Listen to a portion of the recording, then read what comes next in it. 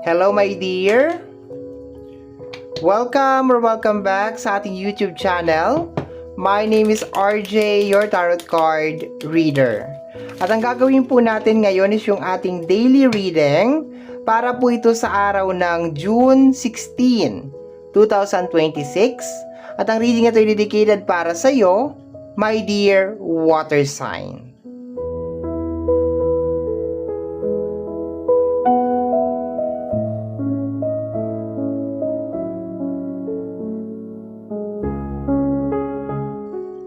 Okay, my dear water sign, bago tayo mag-start ng ating reading, magpapasalamat po muna ako.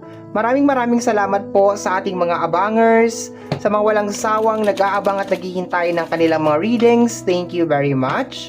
Gusto ko rin po magpasalamat sa ating mga bagong subscribers. Hello my dear, welcome po sa ating channel.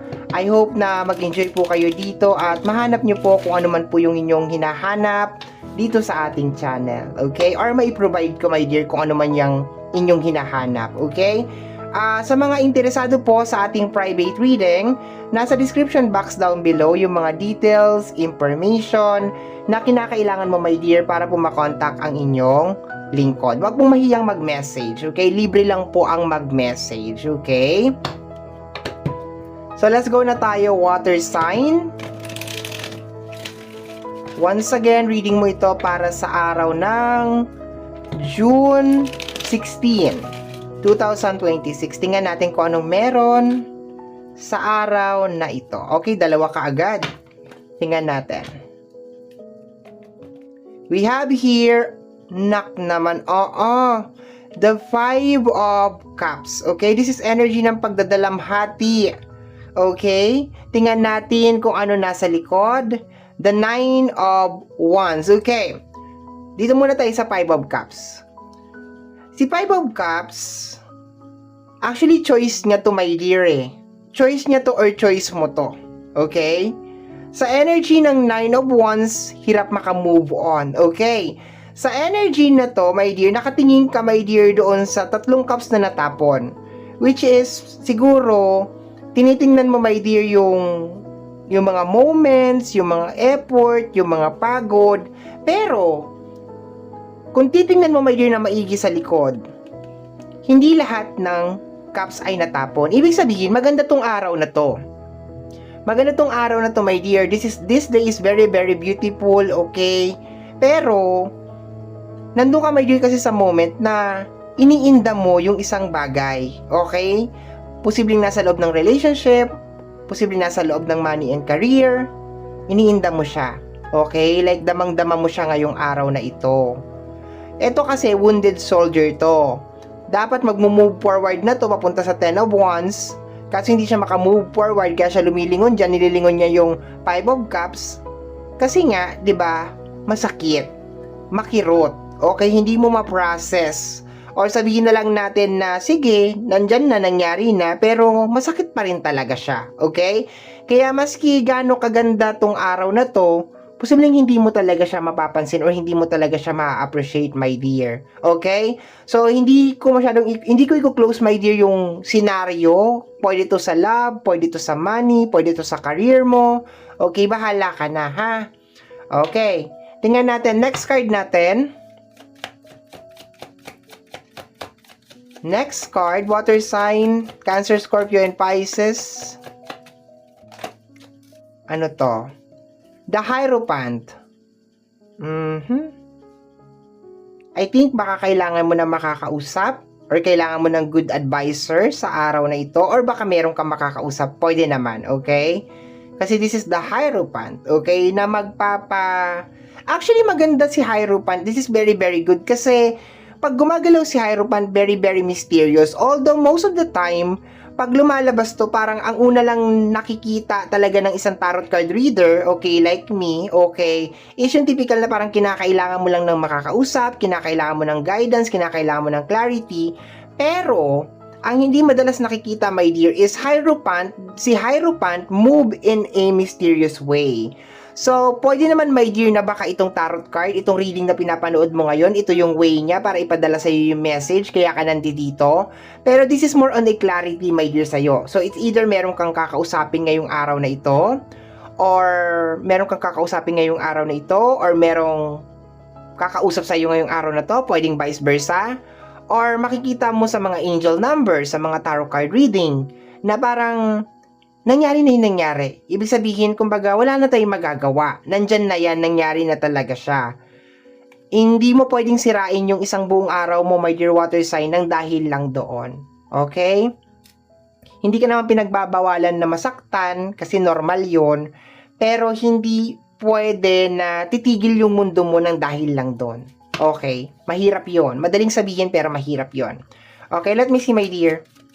We have here the energy of the moon card. Moon card is related sa energy ng illusion. Moon card is energy of getting out of your comfort zone. Moon card is balancing din yung energy ng iyong self. Okay. So magkasama sila ni Hierophant. So ano nangyayari dito, my dear?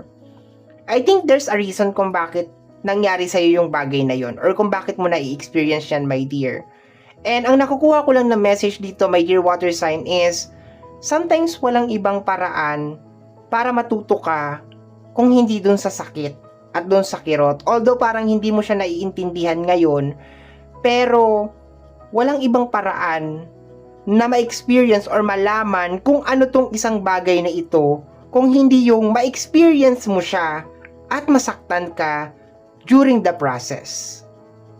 So I think kung ano man yung nangyari sa'yo or nangyayari sa'yo, my dear, it is more on a wake-up call sa'yo na pwede talagang mangyari yung ganito sa mundo at pwedeng hindi lang siya mangyari ngayon, pwede pa siya mangyari, my dear, in the near future. Okay? Pwede pa siya mangyari in the near future. So, nakuha ko kanina sa moon card yung energy ng getting out of your comfort zone. So, baka hindi normal sa'yo tong ganito or parang bago sa'yo yung ganito. Pero parang inaalis ka doon sa isang belief or isang pananaw or isang perspective, whatever you wanna call it, sa buhay na hindi nag-i-exist tong ganitong eksena. Ngayon, alam mo na nag-i-exist siya, alam mo na yung pakiramdam, next time, magiging mas maingat ka na. Kasi alam mo na siya, naranasan mo siya. So, ulitin ko, hindi ka pinagbabawalan na magluksa or malungkot, pero sabi nga dun sa 5 of Cups, hindi naman lahat ng cups ay natapon. Marami ka pa rin dapat ipagpasalamat ngayong araw na to. And isa na dun, my dear, yung naranasan mo to. Yung para bang isa to sa mga fulfillment mo. Fulfillment talaga. Isa to, my dear, sa mga kailangan mo talagang ma-experience. Okay? Sad to say, kailangan mo talaga siya ma-experience kung ano man yung bagay na yon. Okay? And sometimes yung mga ganyan na mga experience, that's what make us more stronger. Okay? Yan mismo, yan yung nagpapalakas sa atin. Okay? Yung mga ganyan na mga bagay. So, kung heartbreak man yan, kung disappointment man yan na may kinalaman sa money and career, it's okay, my dear. Okay? It's okay. And always remember, hindi lang ikaw yung nakakaranas niyan. Okay? Tingnan natin. Baka meron ka rin na-discover na secret. Okay? We have here the energy of the Chariot, the warrior na energy. You need to be the warrior, my dear. Okay? You need to be a warrior. This is energy ni Cancer.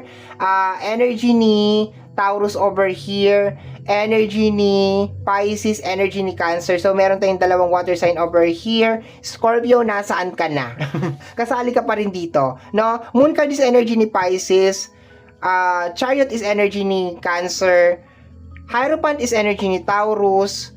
So, I think baka may kinalaman to sa love. Okay? Kasi pag lumalabas si Taurus, it's more on experience and at the same time learning. And most of the time, ang nilalabas ni Taurus is more on love. So, baka may kinalaman to sa love.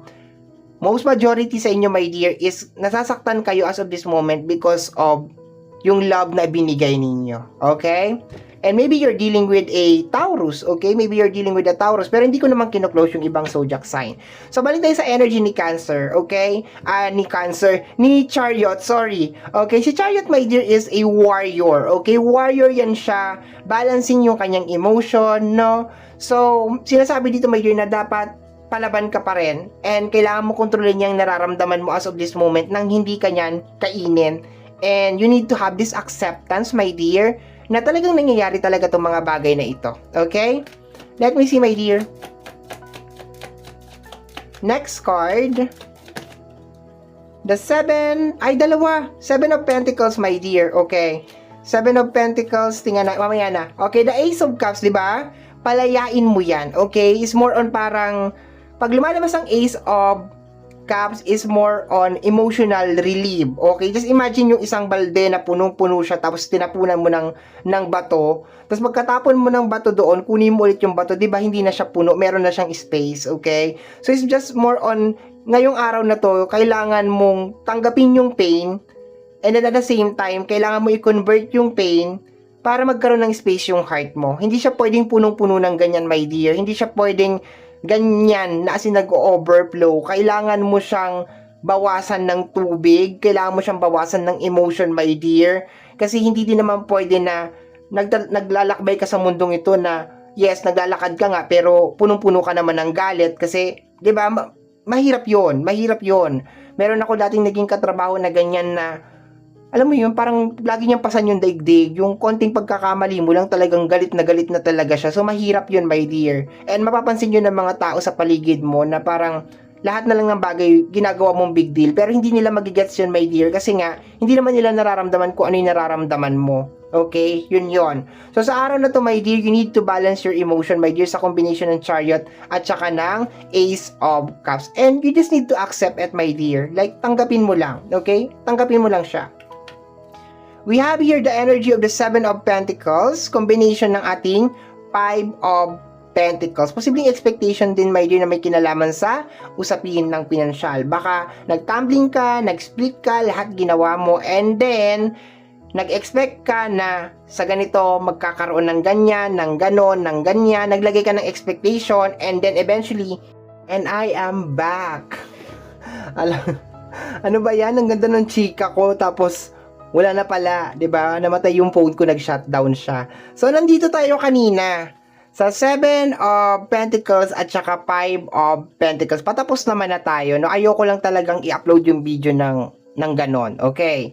So we have here the 7 of Pentacles and the 5 of Pentacles. Kagaya nga na nababanggit na sinabi ko kanina, okay? There's a tendency maybe na baka meron kang mga ini-expect talaga, lalo sa usapin ng pinansyal, okay? Na hindi siya nangyari, okay? Baka nagbigay ka ng effort, tumbling, split, kung ano man yung ginawa mo, and then eventually, hindi siya nangyari. Bottom deck of the card is the energy of the 4 of Pentacles. Okay.